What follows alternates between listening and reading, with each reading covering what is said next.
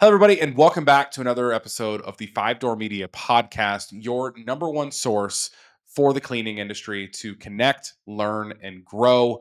This is another episode for season 4, which we are covering and exploring the future of the cleaning industry through the lens of technology, software, and AI. Today's guest is someone who's been a game changer in helping cleaning companies create stronger teams, improve retention, and use data to drive both culture and performance. Martha Woodward is the co founder of Quality Driven Software, a platform that empowers service business owners to track customer satisfaction, hold teams accountable, and ultimately build a healthier, more consistent company culture.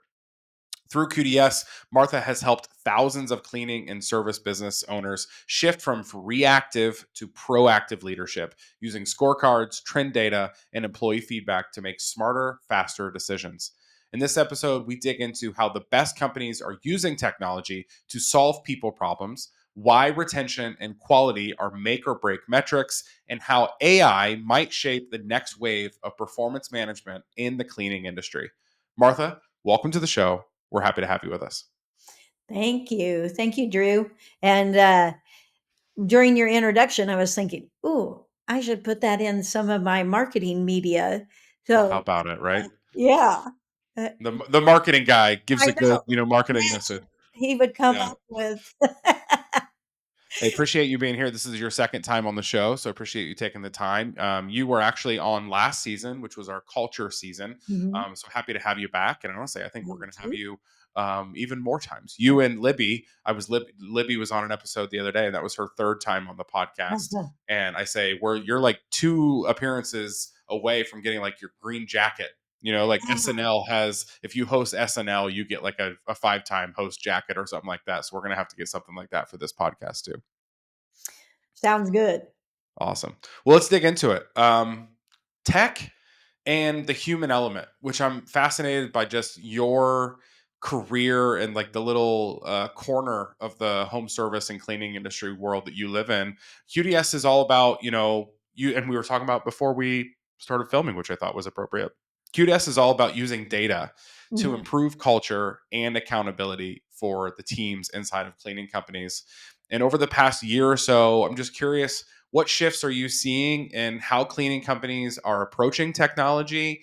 No, not just for scheduling or maybe operations, but for really like managing the people side of the business. How are you seeing people change things up? Yeah, there's definitely a trend towards it used to be punitive only. Mm, I mean, really, that's at least the feel that I had. You remember the days of like employment ads saying you must have this, you must have this, and now it's like, please come work for us because we have all these things. Um, yeah. and same for, HR platforms, which we're not an HR platform. We teeter on the edge there, Hmm. but HR platforms used to be all punitive. And now there's definitely a shift towards kind of the retention and culture side of, Mm, yes, having the data tracking of, the policy stuff, but then also building in all the perks and the positive reinforcement. So, and, honestly, we're not always great as humans to deliver some of those messages. So, software can aid in this positive reinforcement. It doesn't take the place of, but it can aid in that. mm. And we're seeing that a lot with just AI as well, Yeah. being a good aid or a good crutch to help out in those situations where the human connection is still needed, but it can help us, be the best we can possibly be in that moment. Right. I'm curious too. We've talked a lot about on this podcast as a whole, but in this season too, just a change in mindset when it comes to business owners, when it comes to technology and AI specifically. But I'm curious, are you seeing a shift where, and you kind of just alluded to this with your last answer, but like where a mindset shift from culture is soft stuff to culture is now a data driven growth lever for businesses. And if you are seeing that, what's driving that shift? So I see both, and I kind of feel like it's the personality of the person running the business, whether they do lots of soft skills or they pull in lots of data. Um, I'm a kind of let's cut to the chase kind of person. And so I just want data. I make decisions, blah, blah, blah. I'm not very good at like, for instance, Liz Trotter, who I love dearly, and she is super successful with this, but she does so many soft touches Mm, and she is really great at that and teaching that. But you know, I remember 10, 15 minutes in and I thought, okay, there's no way. I'm not much of a hand holder. So people like me have to use technology to make it easy to do the positive reinforcement and some of it through automation mm, and delivering it to the employee, but then also streamlining things so that management doesn't have to dig. It's just there and it's easy to take action. I'm never going to have something on my desk where I put tally marks and I am like watching my number of times that I've done something. As far as culture goes, that's great if it works for you, but that is, I'm like, well, for one thing, I'd lose that piece of paper, and the second thing is, you know, uh, uh, who is for me, who has time for that? So, yeah. yeah, yeah, I think they see both, and I do feel like we as a culture are becoming more and more automated, more and more information comes to us. So that is the trend to go that way. And but then there's an argument that soft skills are going to not be the norm and Mm, therefore be ultra special. And we see that in customer service, right? In restaurants and that kind of thing, people who do it well. yeah. And just that conversation of even like in the hiring process, we've had that a few times as we're growing and we need more staff here, and Mhm. we're asking questions in an interview process. Like, before it's like a face to face, we have like a Yeah. written, questions we ask, and like sometimes we can absolutely tell someone copy and pasted these questions from a chat GPT and they typed it in.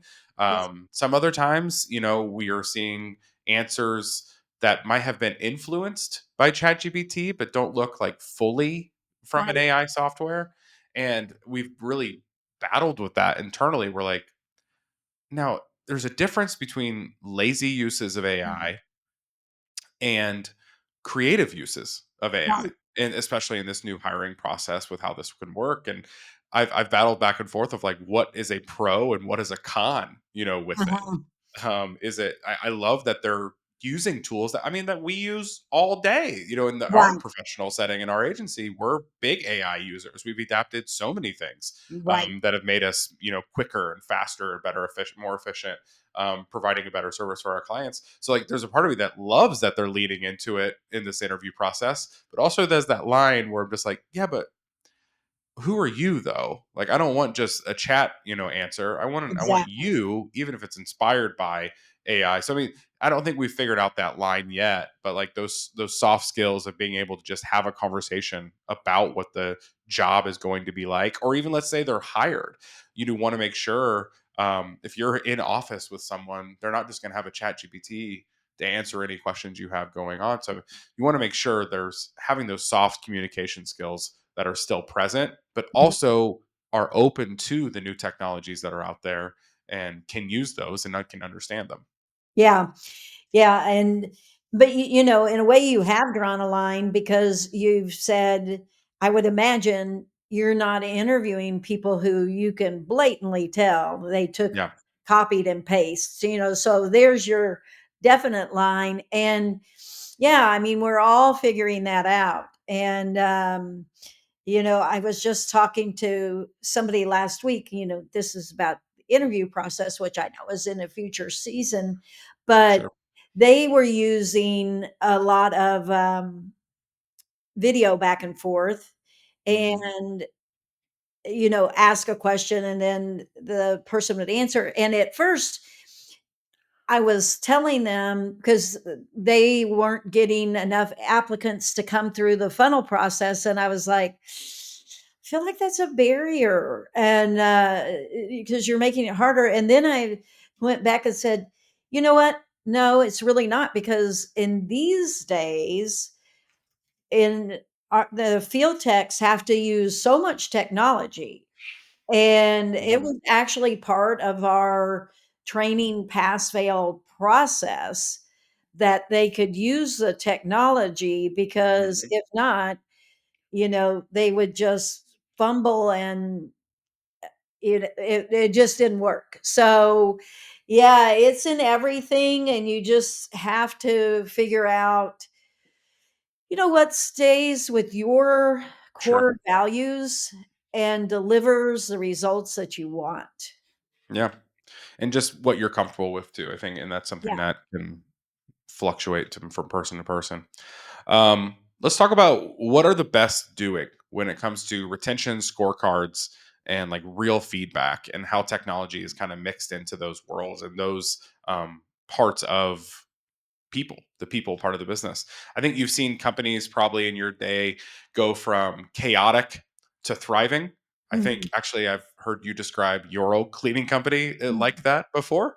You've mhm, seen them like go from that chaotic to thriving just by tracking a few key metrics. Just a mhm. few things that you really started to focus on help change that. What are the top performing cleaning companies doing differently when it comes to measuring quality, employee performance, or client satisfaction? I mean, obviously, you talk to them and see their Yeah. data all day, every day. What are some of those things that you're seeing those top cleaning companies do compared to the ones that aren't? It's kind of funny. As you were asking me that question, I was already thinking of my answer, of course, and I was thinking that really what I see the successful companies doing is taking those data pieces and then taking action on them, which Mm, sounds dumb. I mean, it's like, sure. sure, you do that, but we all know that doesn't happen with everyone. And Yeah. so it really is the people who take the data, learn from it, and then adjust. And what I was kind of laughing about is it's very similar to our financials, Mm, that you have the data, you figure out where the problems are, and then you adjust so that you have a healthy bottom line. And it's no different even with people metrics. It's that you get the data and then you adjust. So that's what I had that's to such do. a good point, and that could probably be. I mean, you made the comparison on like the financial side, but like, dear me, is that not true for just everything? Yeah. Right? Like, everyone has there is a level playing ground or level playing field. Everyone has access to probably close enough the same amount of data. But the Mhm. people that really make a difference aren't the ones that just have the data. They execute changes after looking at the data. And Right. this is financial you're talking about. This is cultural. This is hiring. This is, I mean, new services, new technologies you want to bring into a business. Yeah. It's those who execute, not just have the data, because just the data alone doesn't do anything, Mhm. right? You Yeah. still have to act. And I think in this series or the season, just on technology as a whole, like as a whole, software is so true in this. Mhm. You could have all the subscriptions to Yeah. every possible software you could Yeah. think of, but if you're not implementing those softwares into the daily life of your business, you're just wasting money. wasting Right. time, wasting money. And like that's when you look at that credit card bill and you see all these subscriptions for your software that you're not Right. using. And I mean, obviously, this season is a testimony to that. There are so many softwares out Right. there that a home service or cleaning company could use. All of them are worthless if you don't implement them actually and Right. like use them for what they could be used for. Yeah. So that's what you're seeing. Obviously, the companies that are doing well with this data. What are some of the most common traps you see owners fall into when trying to fix this culture problem they have Mhm. without the right systems in place, without looking at that data? And maybe they don't even have data to begin with. What data should they be looking at? You know, like what are Mhm. you some common pitfalls you see people fall into? Um, so I think letting it, and again, this applies to pretty much everything, but letting it be overwhelming and feeling like, and I was stuck in this for a while, feeling like kind of you have no choice and that almost you're put upon, and these are just the circumstances. So, we see and hear people all the time like, there aren't any good people out there. Millennials suck, or whatever, Gen Zers, whatever. And the feeling like that's the base of ineffectiveness, is feeling like Hmm. you really have no control over things. And again, I was there and I remember distinctly, like, just feeling like, well, if you show up today, great. It was like roll call, and being in that state because I was too afraid to take action because of people quitting.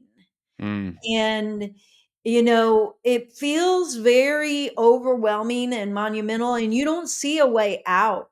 You really don't.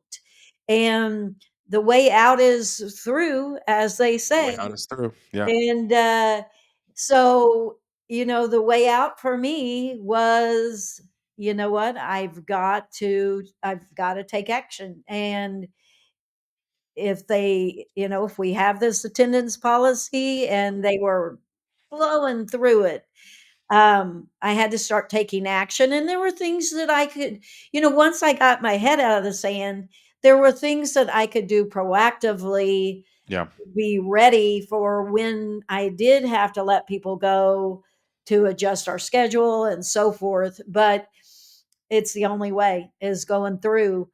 And the other thing that I would say is overcomplicating it. Mm. We're Um, good at that, aren't we? yeah, Yeah. it's so funny. I help people with their pay for performance and perks, and Yeah.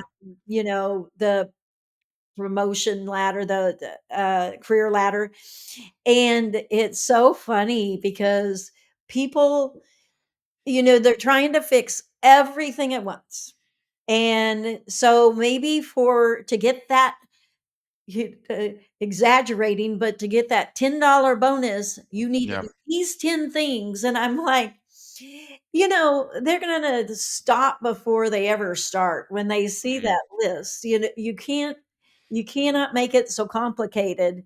Um, and then the last thing I guess I would say is the lack of transparency is a big issue, because sometimes we as owners and managers feel like we've got it all figured out, and we've got this system, and we've got, this A equals B, kind of thing. And Mhm.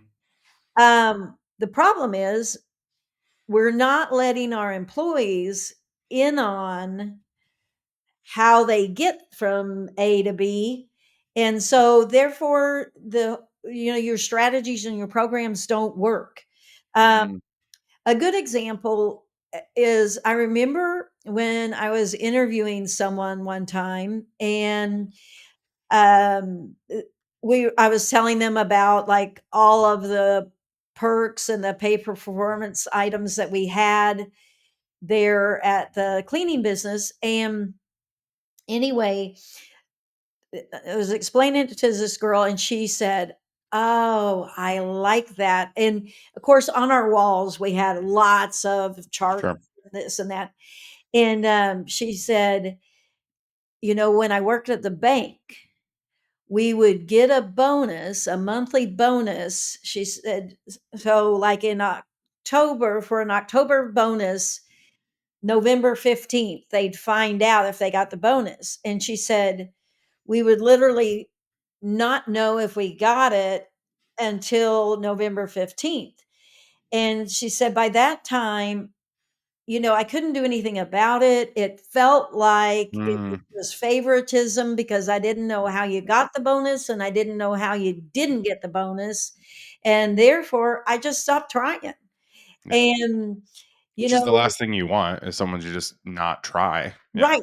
Yeah, you feel defeated before you ever start because, you know, and that's what happens to a lot of our employees. They're gung ho on this program, but you're not letting them in on enough details. Yeah. And so they get the outcome. It's like, a test being handed back to you, and maybe you get a grade, but you don't see what you missed. Mhm.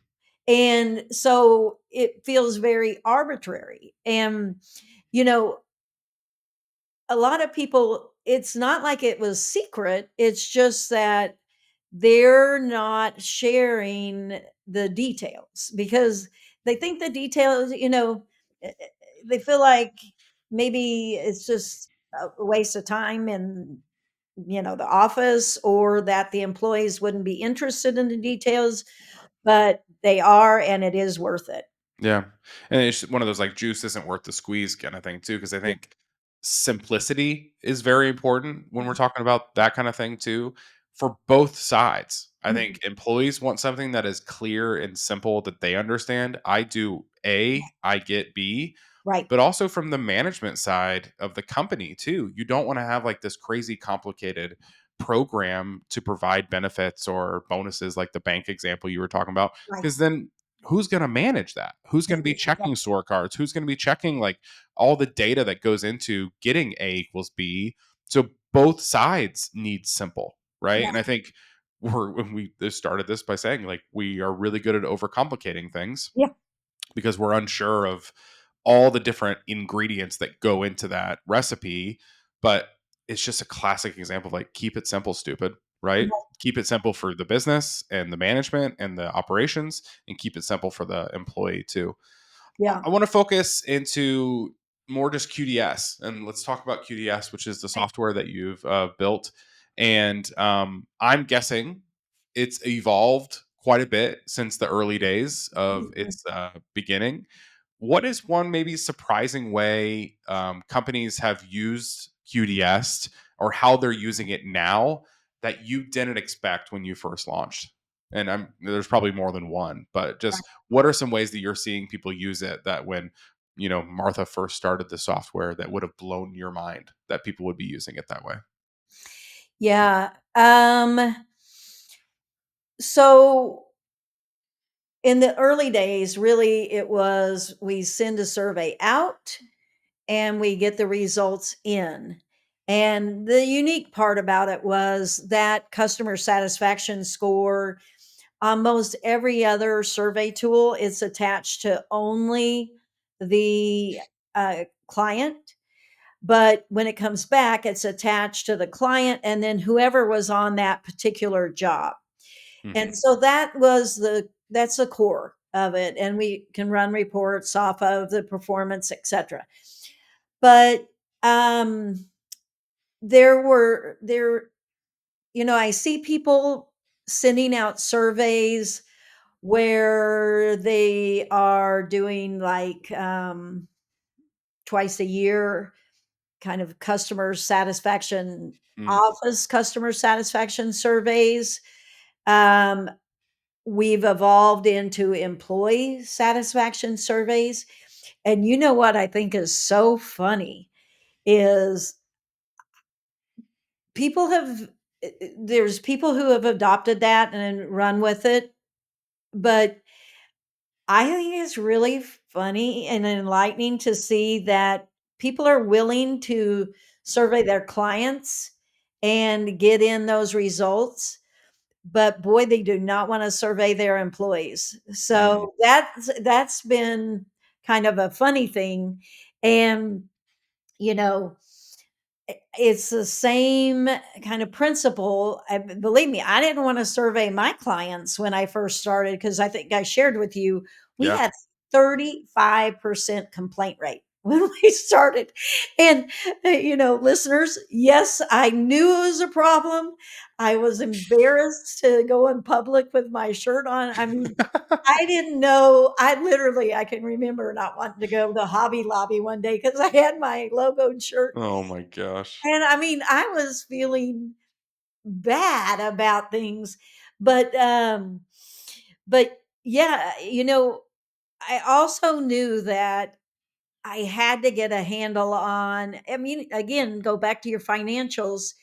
You have to know. You Yeah. have to know how bad it is to make changes. And so, I started surveying. Well, I see that more with sending employee surveys than I do client surveys now. And it's the same principle.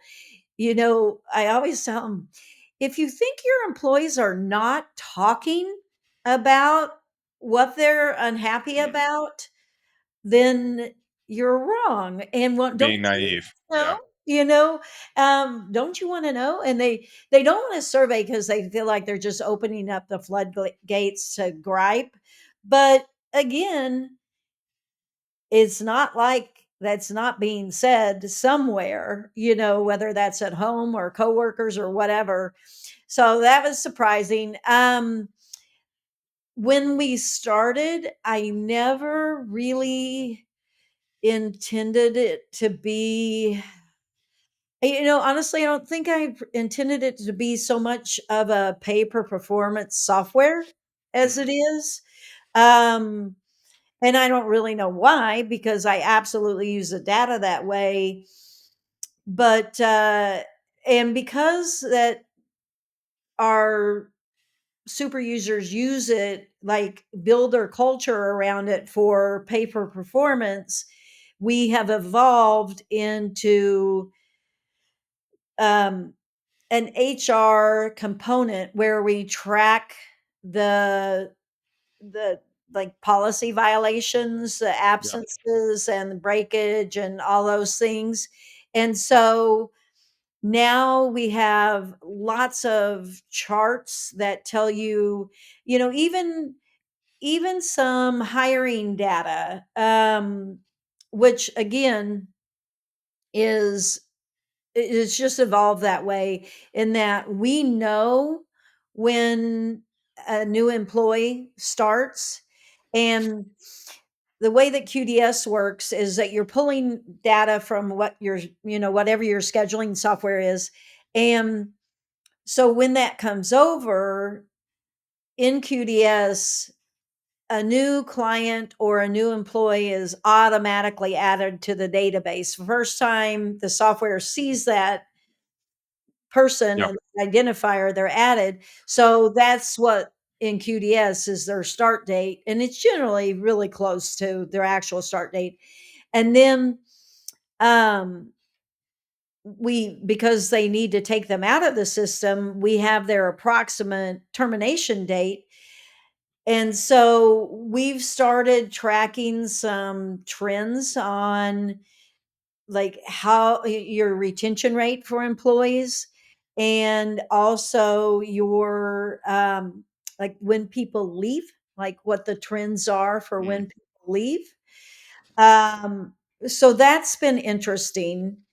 And then just using it as a scorecard, like one thing, and I'm really talking more about like what we've done, but this is how we're giving people the tools to use it this way. Yeah. So every week we email out a basically a report card, and it's a summary of last week's jobs. And so for the employee, we're emailing out like, how many were returned? How many 5 stars did you get? What's your overall score? Were there any complaints? Those kind of things. And we're taking that and comparing it to the company average on that report. You know, and then that's one of the things that we do is that purposely we add those client comments Mm, because there's a lot of glowing comments that come back like, "Oh my gosh, Mary has saved our marriage," or, whatever that is, and they get to see it firsthand. mhm, And then another thing, because I am so big about transparency, so I basically have built a lot of this into the system, is that on that report, it also shows them in basically levels. Level one is green, level two is yellow, level three is red, as far as severity of HR issues go. So they can see at a glance, hey, I'm in green for attendance. I am mhm. in, red for complaints or something like that. And those are things that were really important. Now they can go to the office and find out the details, but just having that transparency and knowing, you know, like using it as a tool so that employees can know exactly where they stand. And, and then admins get a summary of everything. Yeah. Um, So, yeah, I mean, I just see that it's being used as more than just a customer satisfaction and um, not so much more than an employee performance tool, because I think that's really where we've expanded into. Is there, and you might have just answered this, but dig into a little bit more. Is there a feature or maybe an insight that QDS has or provides that has become like mission critical for a lot of your clients that you are surprised it's as important it is, like more than you thought it would be? I don't know that I'm surprised because I used it as well, but the employee report that Hmm. in the software where it lists everybody and you can put in the date range and it will list everybody within that date range and then kind of give a ranking and then sum up their data. That's where most people go. Um, I'm trying to think, like, occasionally I'm looking at support tickets and I'll be thinking, "Oh, that's interesting that they use it that way," or something like that, but I hate to tell you, Drew, it doesn't come to mind on Gotcha. what those particular things are. Um, what I really love is when, and I guess this has been a little bit of a surprise, but I love seeing when people kind of go crazy about, like, if something's not working and it's like, I gotta have these numbers. And, the first part of me is like, chill out. If, Hmm.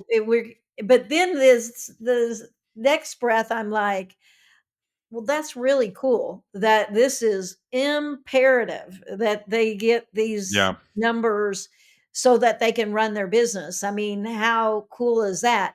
And those are the people that have really they get it. Yeah. Um, Really shows you you're not just another software on their tech deck. Like yeah, you're a vital part of like what makes them tick and yeah, how they operate. That's yeah. got to be an amazing feeling, I bet. It really is.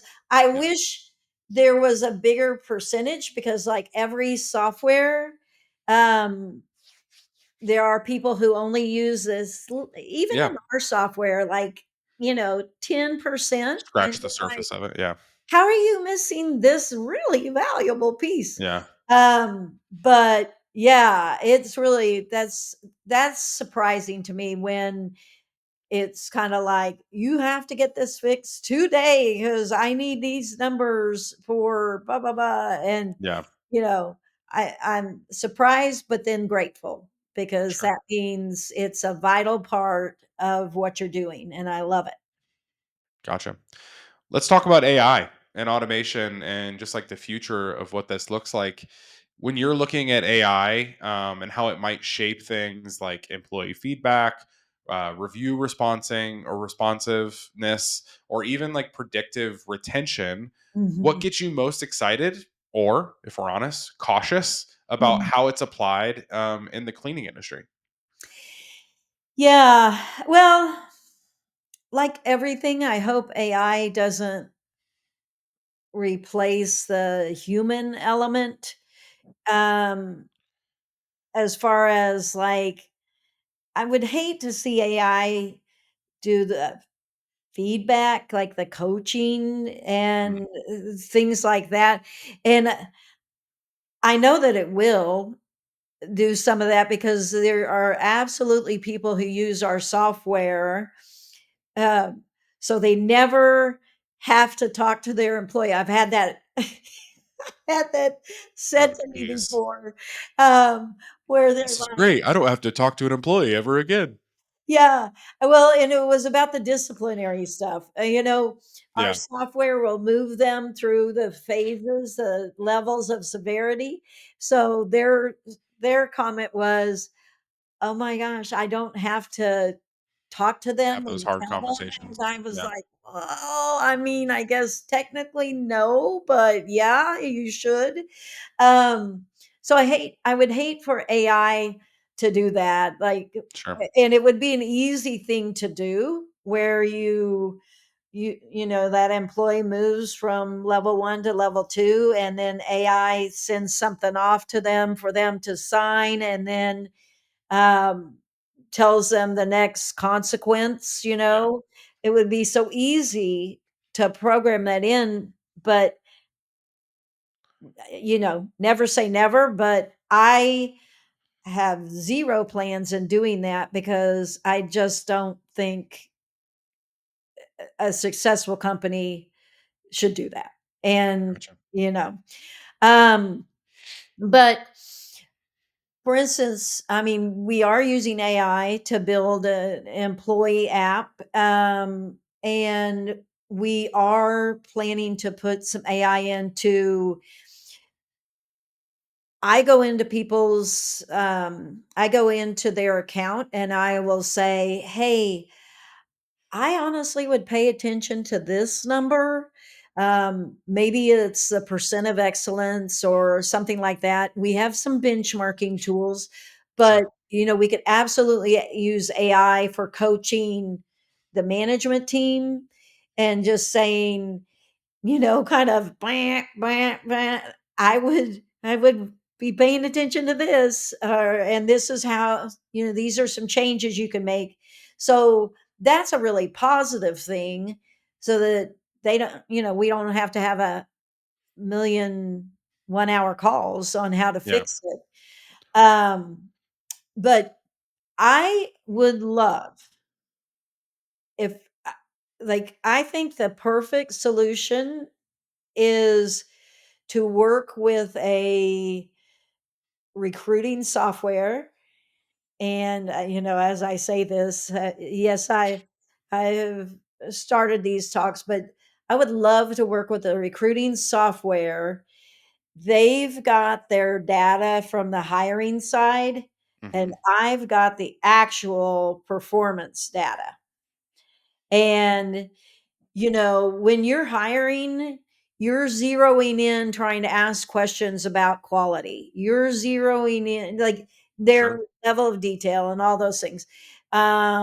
You're absolutely asking questions about, um, oh, attendance and so forth. Like, one of the questions I always asked is, um, when I make my reference calls, what would your current or past or whatever employer say about your attendance? Mm, And so they're probably not gonna tell me the absolute truth, but you could see if they had to pause.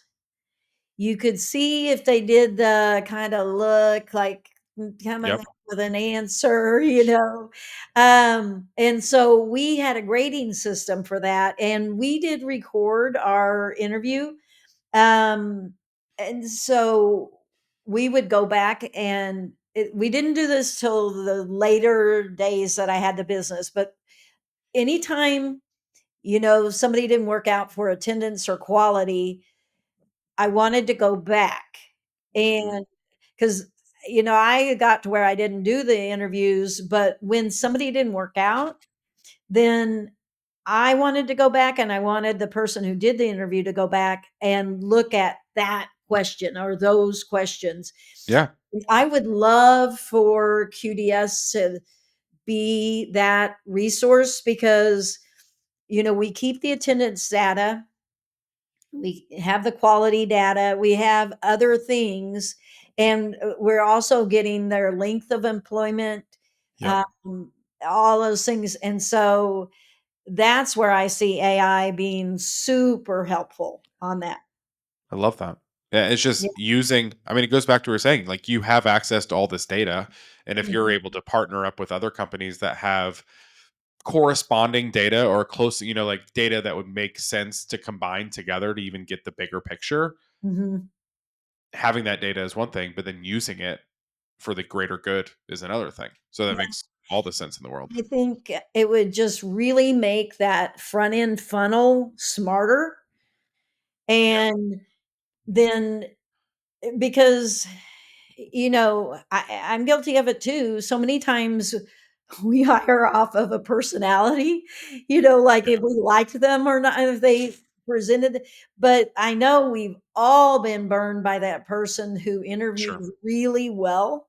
And then in practice, they're awful. Yeah. And, whether it be attitude or whatever.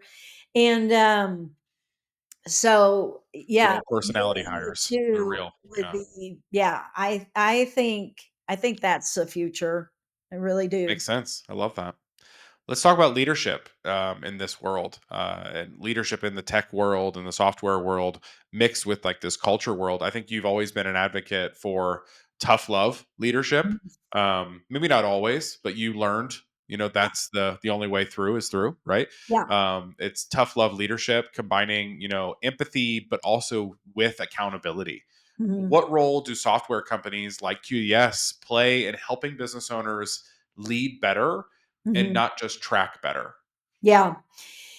You know, I think the biggest thing is that I really feel like that when you have data and you make hard decisions, it takes some guilt away, or Mm. it should, because Makes it black and white. it Yeah. really does. And, you know, uh, real life story, I remember coaching or counseling this girl that I really liked.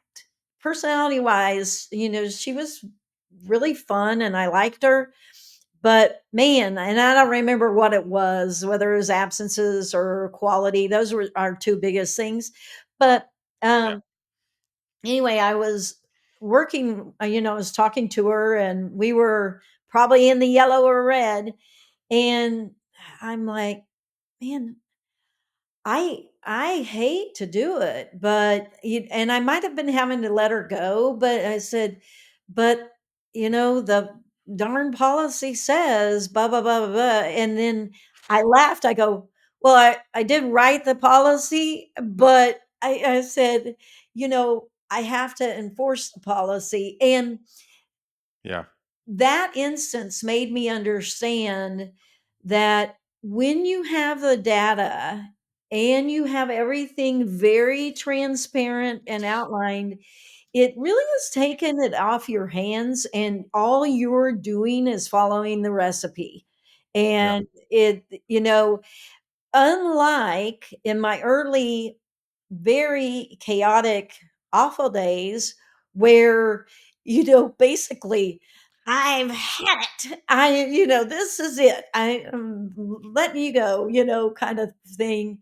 And, I that still happens a lot today where I see that, Mhm. now, not to generalize, but I'm gonna generalize, I guess. I see that with the male-owned, like, the lawn care, exterior cleaning, more male-dominated cleaning Sure. services because, typically they're not as comfortable about having conversations. Not to say that I don't run across plenty of women that avoid the conversation, but yeah, you know, I have good friends that'll be like, I just they just did that one more time and I just said, "That's it. You're gone." And I'm like, "Well, how many times have you had that conversation? Like, is Yeah. that were they surprised?" Yeah. "Well, yeah, they were surprised, but I don't know why," kind of thing. And I'd be like, "What?" You know? Um, but yeah, it just when you use the data and you have that recipe in front of you, it tells you how many, and Yeah. you know how many, then you just have those steps to follow. And I really feel like I remember my office manager when I was starting to turn the coaching and the write-ups Mhm. over to her. I remember her showing up to work that morning that she was going to do a kind of big one, and her face and neck were just black Hives. and Yep. red, and I was like, "Oh my gosh," and she goes, "I didn't sleep. I am Oh just" my gosh. and I'm like, "Oh my gosh," and I said, "You do understand, you were not absent all these times, or you didn't not check that house before you left and Yeah. cause that complaint, right? This was not you." And that really helped her to be able to step back and look at it the way I did in that it just, it Yeah. was just serious. And And yes, I it was tough love, but it also was very fair. In that, Yeah. and I wasn't doing that. All right, I've had it. Every step of the way. I mean, I went so far to on our wall have a big flow chart that showed them exactly where they were and how many times within this time period they were allowed before I had to let them go. Yeah. And so Crystal clear. Yeah. crystal clear, because my goal was that if if you need to be let go, you're going to be let go, but you're never going to be terminated and shocked. Yeah. you know Should never be a surprise. Yeah. Yeah. Yeah. And then sometimes people would make that mutual decision that, okay, maybe I'm not cut out for this job. Or, sometimes if we had the wrong hire and we knew, sometimes you're in that process and like through our numbers, I could sit 100 miles away from where the office was to my home, and I could look at those numbers on a new grad, and I mean, I didn't calculate it, but I bet you with 90-95% accuracy, I could look at those numbers and be like, "They're not gonna make it," Mm. you know? And, um but we knew we had to go through the system Sure.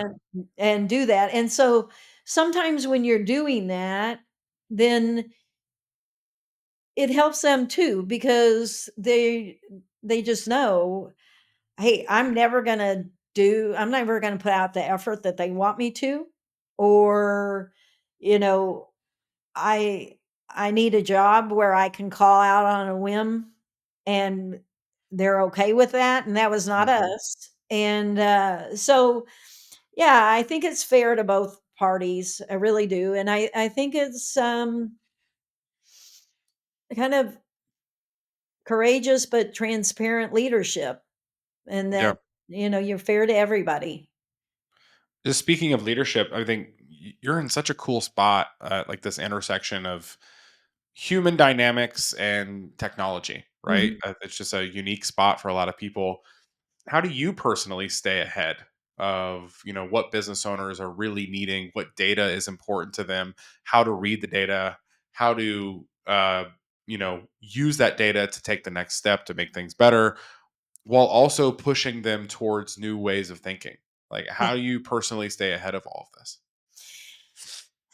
I'll be totally honest, I'm not as good at, I used to listen to business books all the time and just researching all the time. And I will be honest that I don't do that like I used to, but what I do is I'm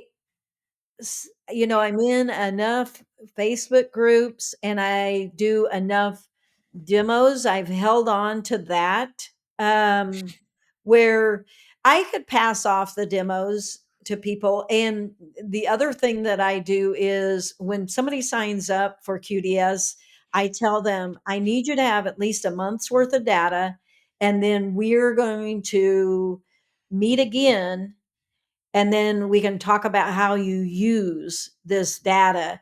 Mm, So those pieces where I'm kind of watching what people's problems are, and then I'm in a lot, other software groups where I see trends of things going. Um, but then talking to the people and what their problem sets are, and that's where I hear kind of the unique needs. Now you have to distinguish, is this a unique need for just this person and how they run their business? sure. But yeah, that's the way that I do that. And then some books, and definitely some culture books. I still, it's hard, and I'm sure you feel this way about marketing books. It's hard because sometimes you'll pick up for me a culture book and I'll think, okay, this is just, kind of repetitive. Mm, But yeah, you gotta trudge on, because even if you get that one little thing, like, oh my little god, nugget. Yeah. I've never thought to look at it that way. And so yeah, it's a combination of all those things, but you've kind of guilt tripped me into that I should be better about listening. Well, I mean, at the same time, and I get this in the marketing world too. Like what we do for a living, we are just constantly being educated by Mhm. just the work we do, right? Right.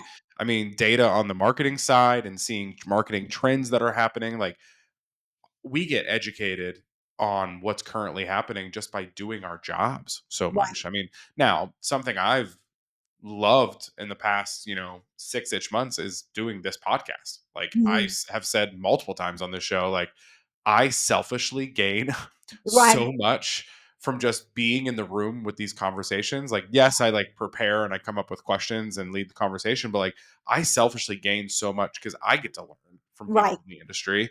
So that's a big help. But like the marketing world, like just doing our jobs is constantly learning.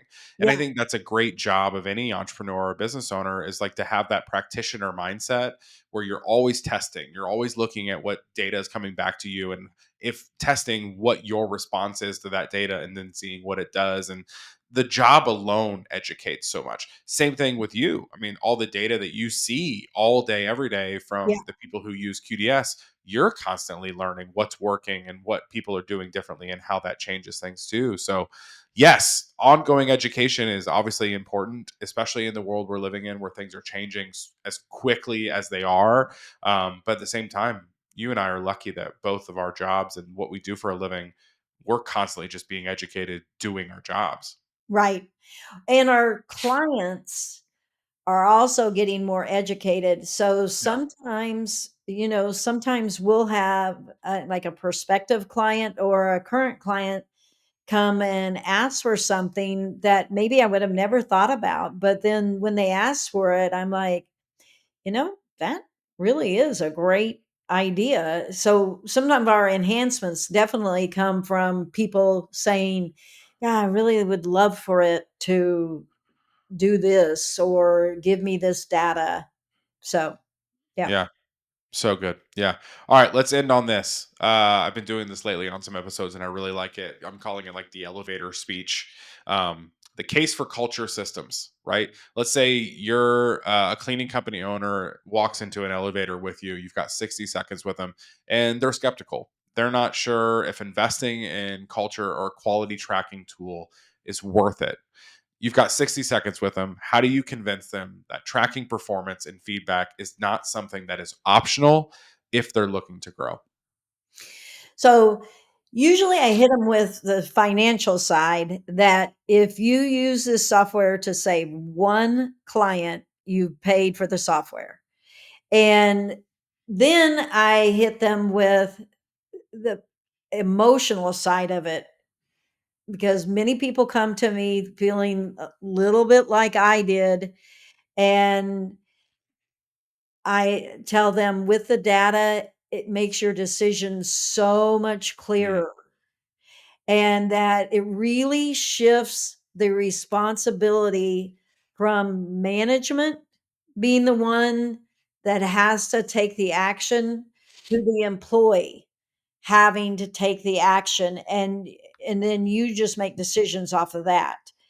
And those two things, the financial side and the decreased stress side, is really what gives the buy-in to, sure. "Okay, I need this." I love it. Very cool. Martha, thank you for being Thank part of you. this conversation today.